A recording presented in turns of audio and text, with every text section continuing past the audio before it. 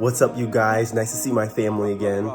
I'm here to talk about some of my astral trips.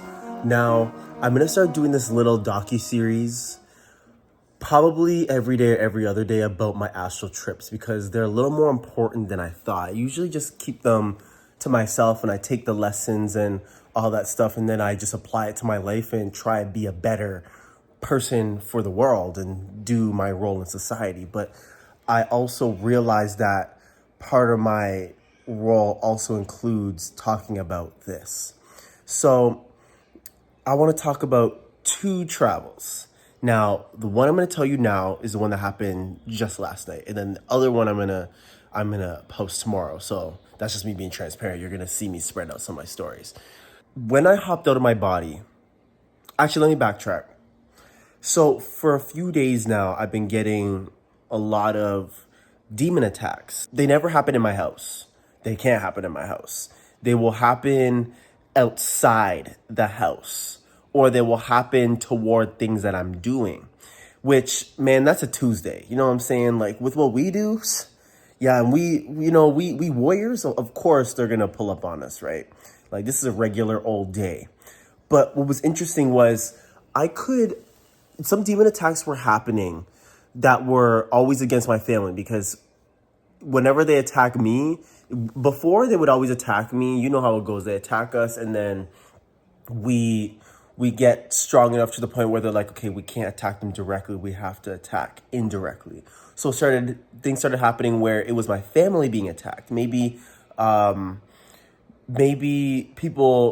goes into the server that has the demons on them and then they start spamming my ad and spamming some of my family's ad. Like this one time we were on FaceTime.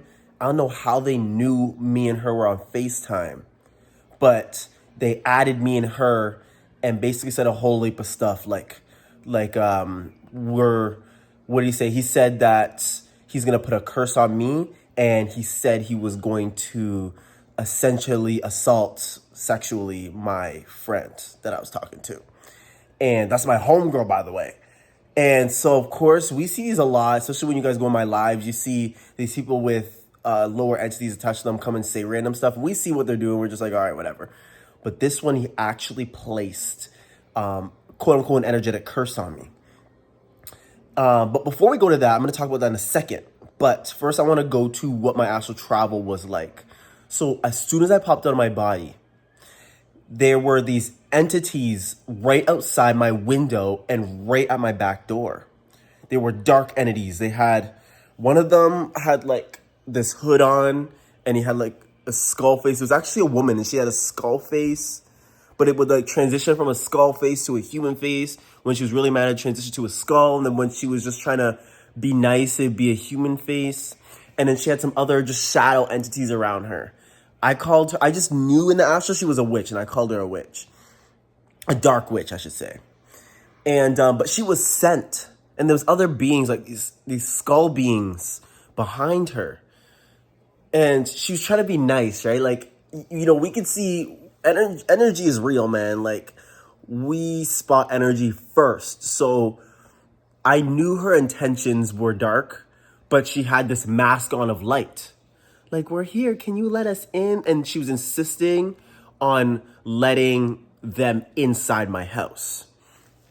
And what's interesting is the past few days with these demon attacks I was talking about, I could always feel them outside the house. And I have a huge shield around my house. And there was a weak point was at my window. So I put a crystal there. I put a few crystals there. One's like a VPN. One is a dragon. And one is for high energy. And then I have some other stuff in my room, but for security reasons, we won't talk about that. And so I did this, and then these beings were bussing on my doors. And they were like, hey, can we come in? We just want to come in. And they wanted me to slip up. They wanted me to be like, oh, yeah, sure, right? But I looked at them and I said, no, I'm sorry, guys, you can't come in.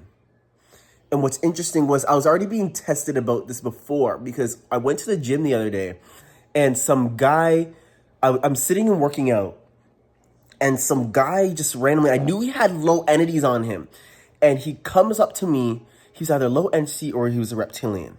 He pulled up on me And I'm in the middle of working out, and he goes, "Hey, can I have this chair? The one that I was sitting on and lifting weights." He's like, "Can I have this chair?" And I'm thinking it's because he's gonna pull it over to the bench area, and that's the only like good chair to use.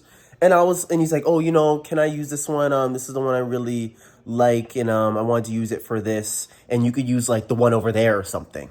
He said exactly like that, and I was like, but the thing is, I say it now, and I was like, damn, how did I not see? But I was too clouded in niceness. I was looking around. I was like, I don't know where he's talking about to go, but I'm like, yeah, sure. Like, here, go ahead. I'll just use the one beside him, like literally one directly right beside him. And I thought he'd pull it over there, but he sat down and started working out. And I was like, damn, he basically told me to get the hell up. He told me to move. But I didn't think about that later. So I told myself, again, that was another lesson. I said, never again. Like, why did I was too nice. I let someone move me? And he wasn't even like nice about it. It was like a cloud of nice. So I told myself never again. And I wanted the opportunity to actually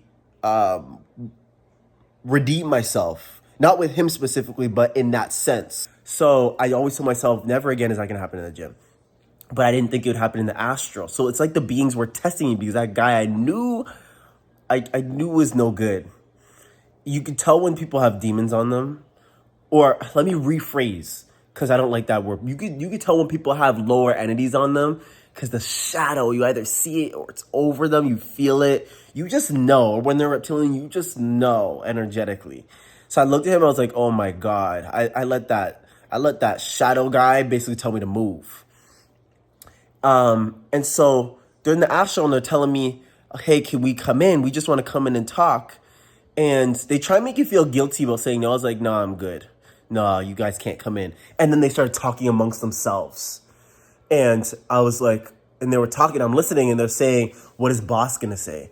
What are we going to do? And I was like, what do you mean boss? But I didn't say that. Of course, you just listen, you study what they're saying, and you take it. And I'm just listening to them, and I'm like, they're scheming. They're like, what are we going to do? Because they were hoping that I would say yes. And so that's when I like put some more, as I'm talking to them, I locked the door a little more because as we were talking, they were trying to like open it and step in slowly. And I said, nope, I'm sorry.